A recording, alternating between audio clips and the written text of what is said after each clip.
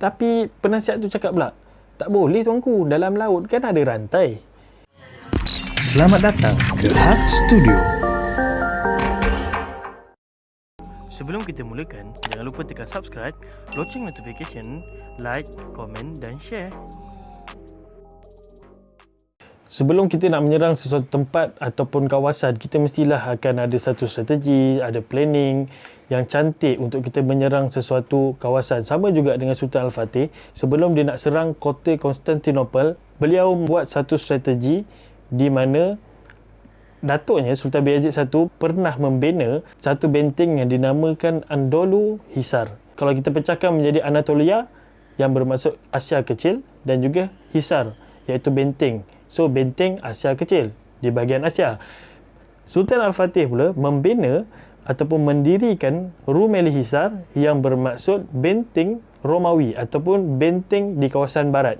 Jadi dia buat satu benteng untuk tutup ataupun mengepung kota Konstantinopel. Masa Sultan Al-Fatih ni tengah sibuk nak mendirikan kota ataupun benteng Rumeli Hisar ni, jadi Kaisar Konstantinopel dapat tahu hal ni.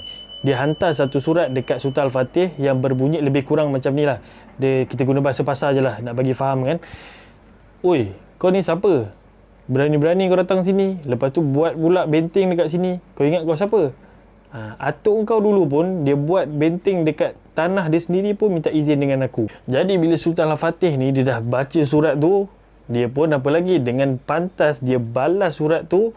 Kalaulah dulu boleh pakai email, dia email je. Tapi sekarang ni dia pakai surat menyurat. Jadi dia hantar balik, dia balas balik surat tu kepada Kaisar Konstantinopel. Dan dia berjawab, aku bagi tahu kau, wilayah kau ni hanya dalam kota Konstantinopel tu je. Tak lebih daripada tu. So sekarang ni tempat ni luar daripada kota tu. So suka hati aku nak cakap.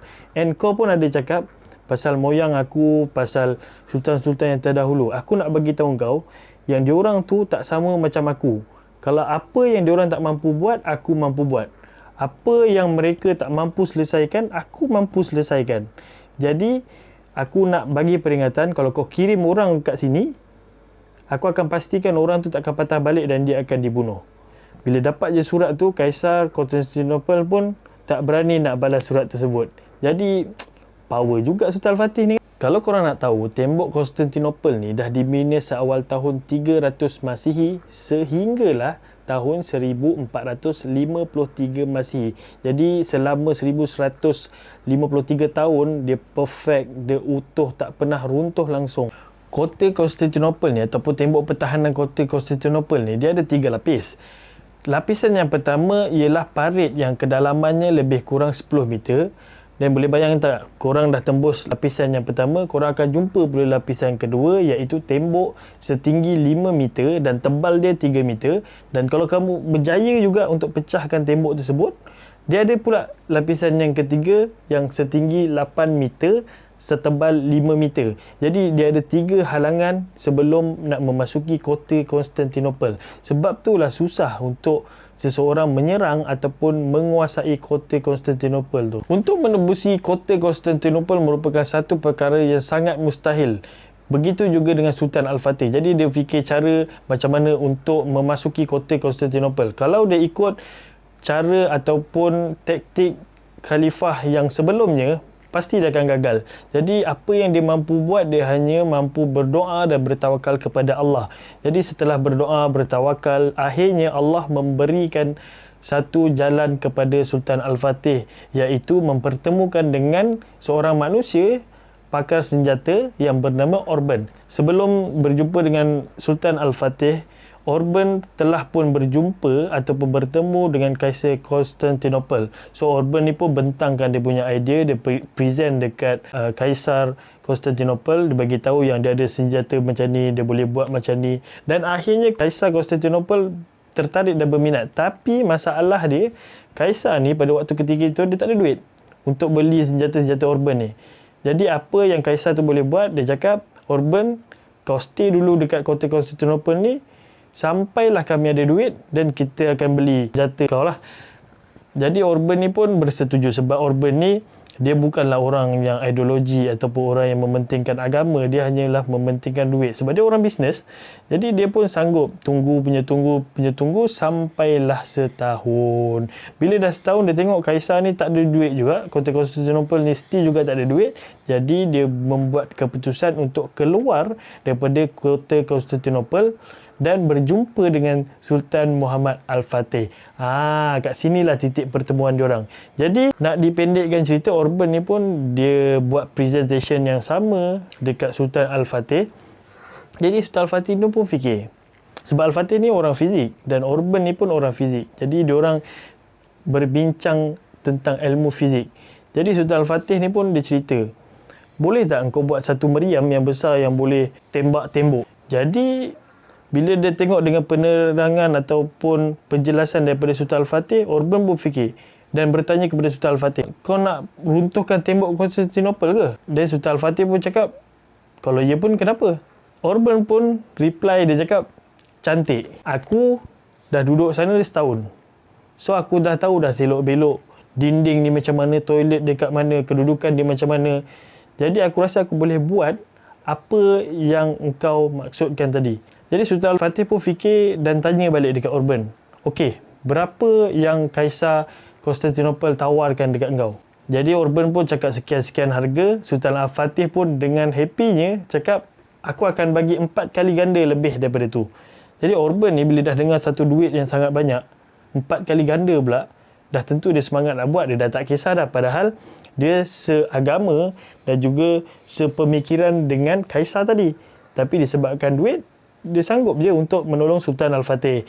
Jadi mereka pun membina satu meriam yang sangat hebat pada ketika itu dan diberikan nama The Great Turkish Bombard ataupun The Muhammad Great Gun. Jadi setelah ujian yang pertama, Sultan Muhammad Al-Fatih pun cakap, oh, bagus meriam ni.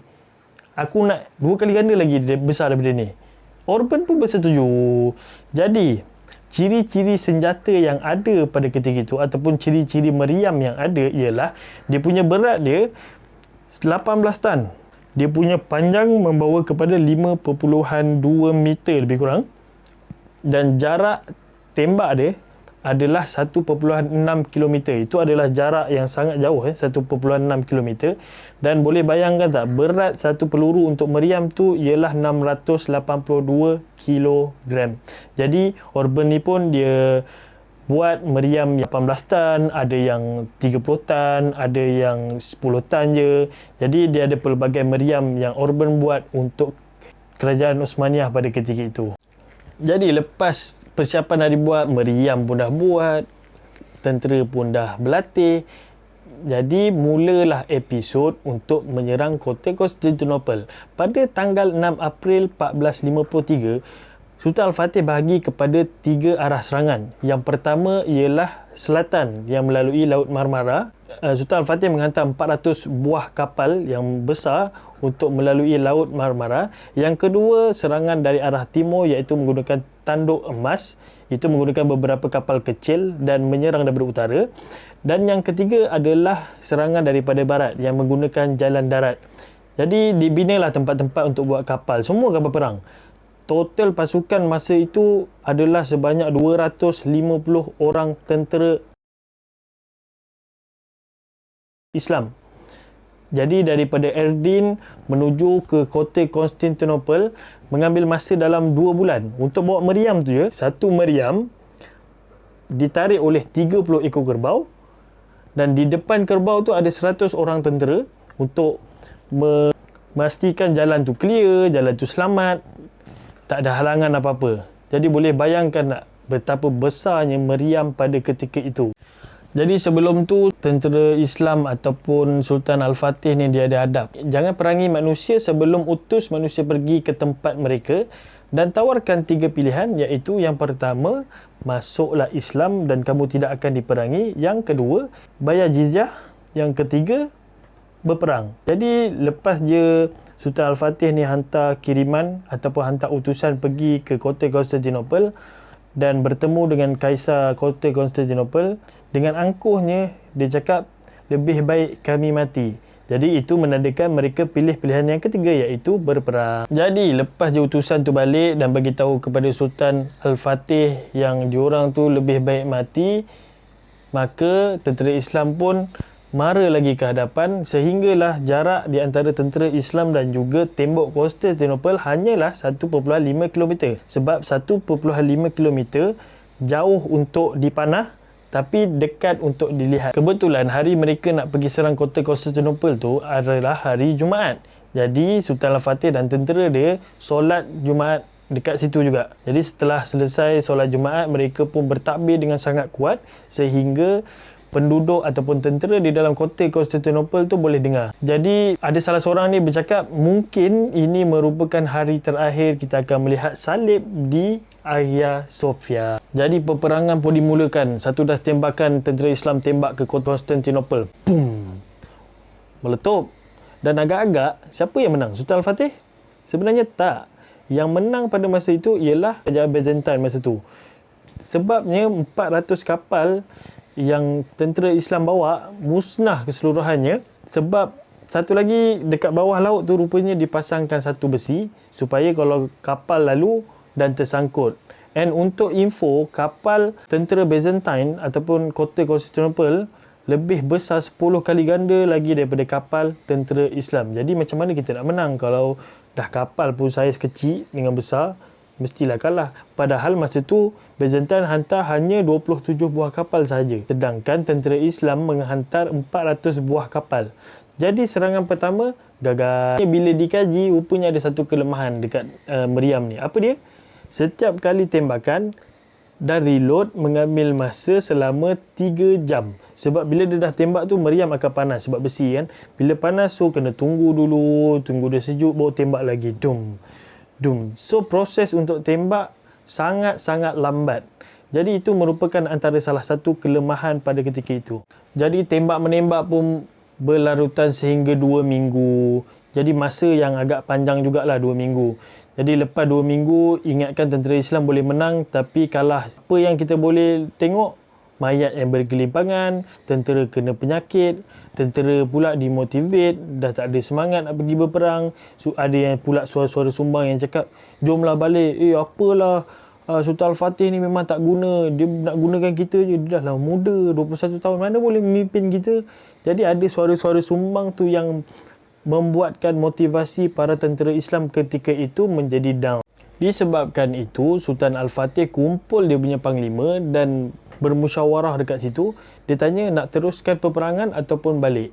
Semua panglima masa tu tak berani nak jawab dengan Sultan Al-Fatih sebab Sultan Al-Fatih ni mempunyai satu kredibiliti yang sangat tinggi. Jadi semua orang tak mampu nak memberi kata-kata kecuali seorang, iaitu Khalil Pasha. Khalil Pasha ni merupakan penasihat semenjak daripada zaman bapanya lagi, Sultan Murad II. Jadi apa yang dia cakap, apa yang saya lihat kamu daripada kecil, tak ada orang pun yang mampu untuk mengalahkan kota Konstantinopel selain kamu. Tapi kamu tu degil, kamu tu kepala batu. Kamu membawa semua tentera ke arah kehancuran. Apa kata saya bagi pandangan, kita ambil je ufti daripada kota Konstantinopel dan kita balik. Nantilah next time je lah kita serang balik. Jadi perkara tu membuatkan Sultan Al-Fatih sangat-sangat marah sehingga baginda ataupun beliau menepuk meja dan berteriak, keluar kau daripada sini. Padahal semua orang dah tahu dah yang Khalil Pasha ni dah terima sogokan daripada tentera Yunani, daripada pihak Yunani. So sebab itulah Sultan Al-Fatih sangat-sangat marah dekat Khalil Pasha ni. Tapi pada ketika itu ada seorang macam Cina, seorang mualaf yang bernama Zaganov Pasha. Dia cakap jangan dengar orang ni, jangan dengar Khalil Pasha ni, sebab dia ni nak padamkan semangat dalam tentera kita je. Kita ni jangan pernah berharap kembali selain daripada hidup mulia ataupun mati syahid. Itu je pilihan dia. Dan saya sendiri tak nak kalah di bawah tembok ni, iaitu tembok kota Konstantinopel ni lah. Jadi kita berserah kepada Allah, kita tingkatkan serangan dan bagi tekanan kepada mereka.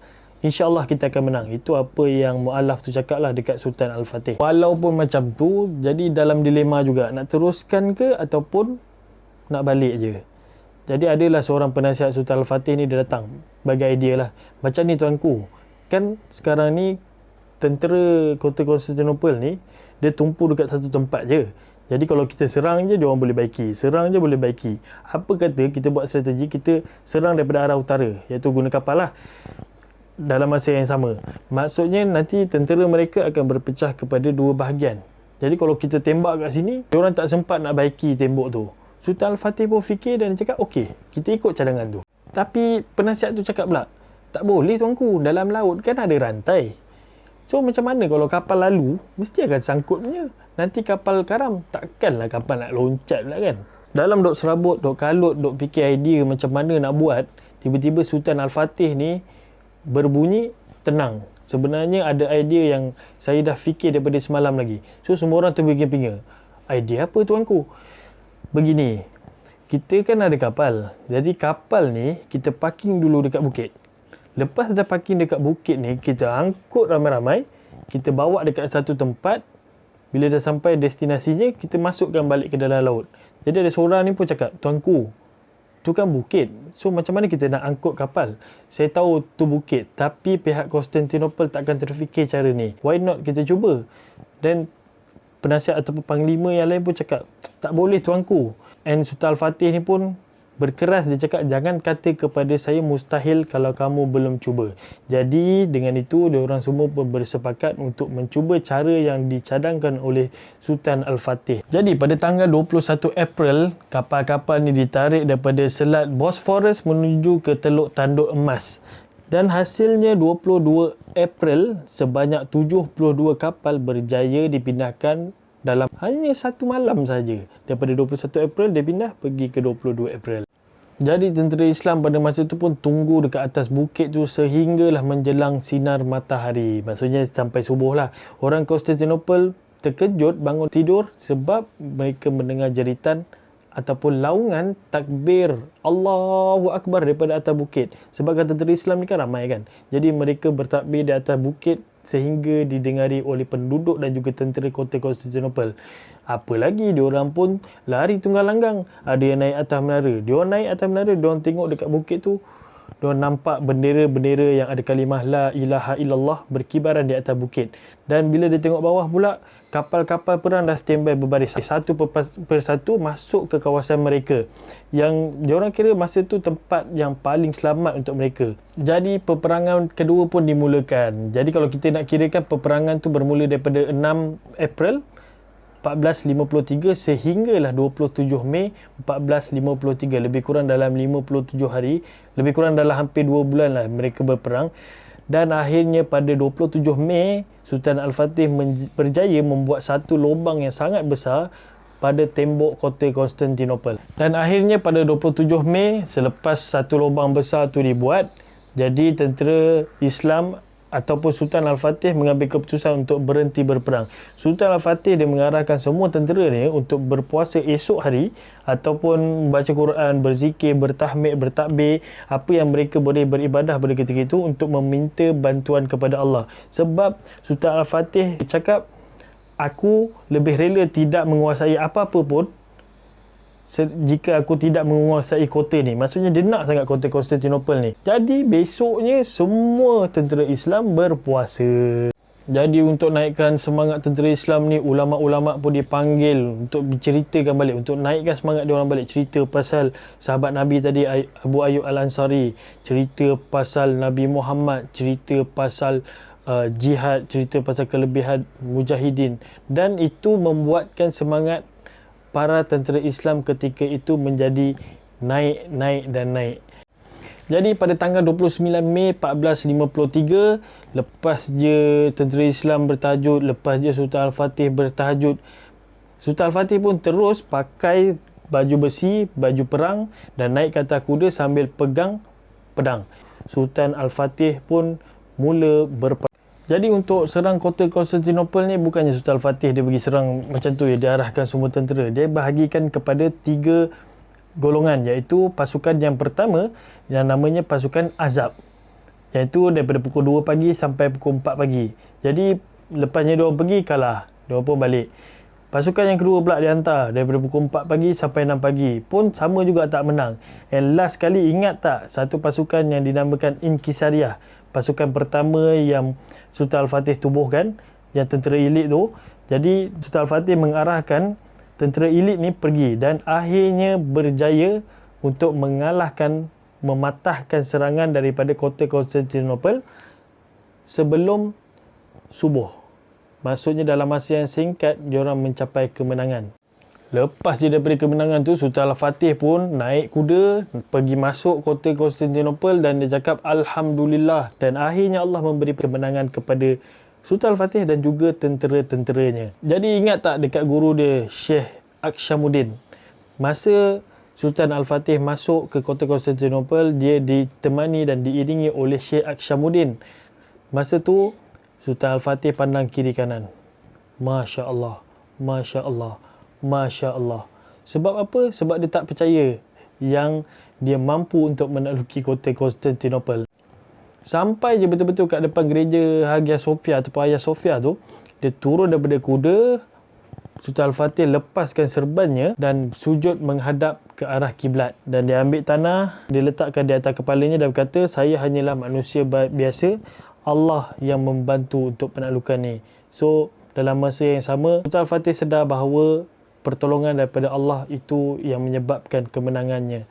Jadi setelah masuk gereja tu, tiba-tiba dia nampak ada ramai perempuan, ada ramai orang yang ada dekat dalam gereja tu dalam keadaan yang menangis. Perempuan menangis, kanak-kanak menangis. Sebab apa? Sebab diorang takut yang diorang ni akan dibunuh oleh Sultan Al-Fatih. Sebab yelah dia ingatkan Sultan Al-Fatih ni ada dendam dekat diorang. Jadi sebenarnya meleset sama sekali. Sultan Al-Fatih pergi depan diorang and cakap, kalau siapa nak tinggal dekat kota ni, tinggallah dan kamu punya harta benda tidak akan diganggu, dan siapa yang nak keluar daripada kota ni, silakan dan kami akan memberikan jaminan keselamatan sehingga kamu keluar daripada pintu gerbang ni. Jadi mereka pun merasa sangat gembira dan sangat berterima kasih kepada Sultan Al-Fatih. Tapi Sultan Al-Fatih bagi syarat, gereja ni akan ditukar kepada masjid. Maka daripada itu, pada waktu asar, akhirnya berkumandanglah azan pertama di Hagia Sophia ataupun Hagia Sophia. Dan itulah sedikit sebanyak sejarah tentang penaklukan Konstantinopel. Jadi kalau korang berminat dengan cerita selanjutnya, sila komen di bawah. Jangan lupa untuk tekan subscribe, like and share supaya ilmu ni dapat berkembang dari satu generasi ke satu generasi yang lain. Assalamualaikum warahmatullahi wabarakatuh.